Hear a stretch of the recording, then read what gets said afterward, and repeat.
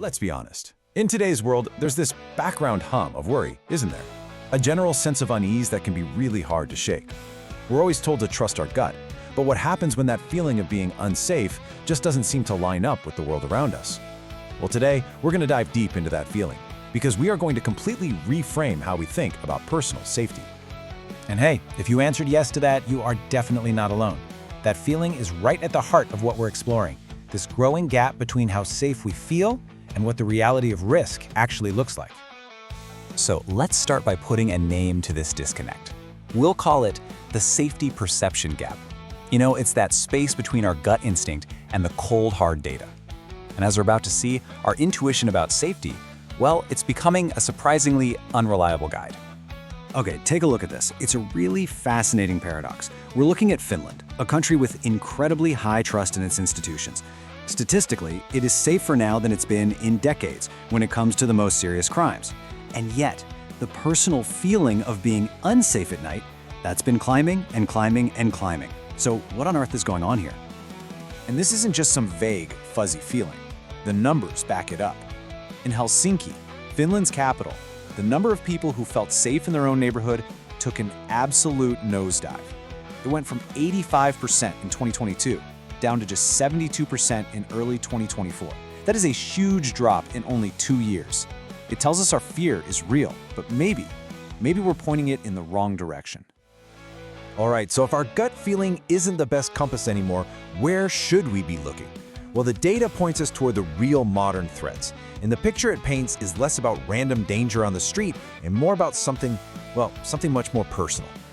While some crime rates are going down or staying flat, the data shows a really concerning trend in what we call interpersonal conflict. Across the entire European Union, sexual violence offenses shot up by over 10% in just 1 year. This isn't a perception. It's a statistical fact reflecting a growing risk in how we interact with each other. And when we zoom back in on Finland, that same trend is even more stark.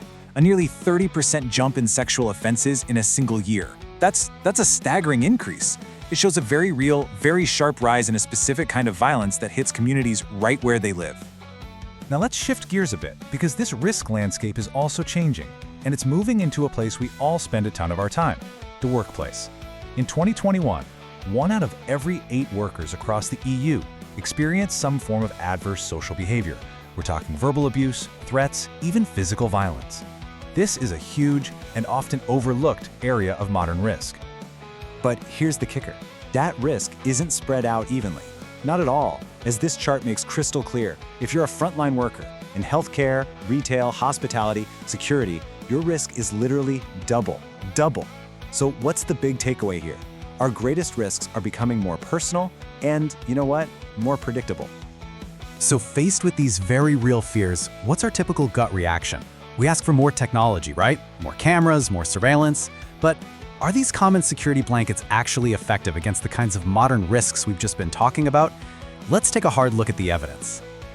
This is a mic drop moment right here. A huge review looking at 29 different studies on CCTV came to a very clear and honestly a pretty startling conclusion.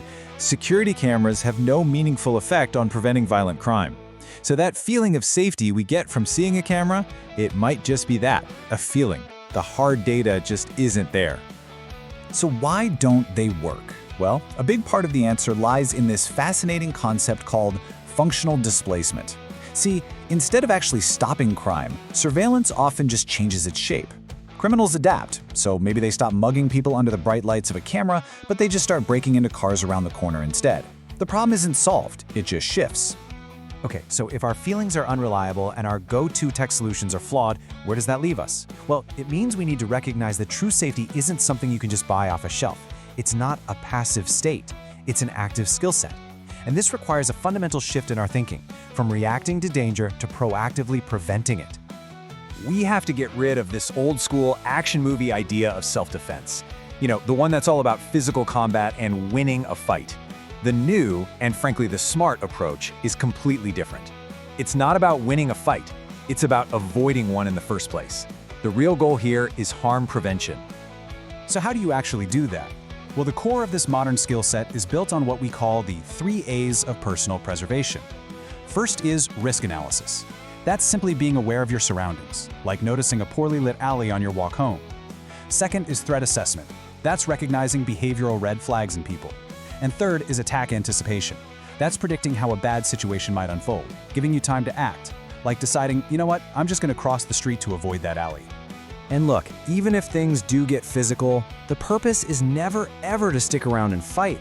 The one and only goal is to create just enough space and time for release, escape, and evasion. It's about creating a safe exit, not getting into a brawl. So what does all this actually mean in practice? Well, when we adopt this new skill set, we make a really powerful shift. We go from being passive warriors to active, aware managers of our own safety.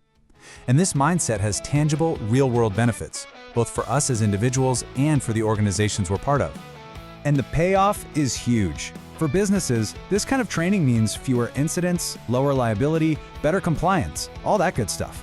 But on a human level, it's about your people. It means staff who feel more confident and less anxious. They're better equipped to handle tough situations, which leads to better job satisfaction and people sticking around longer.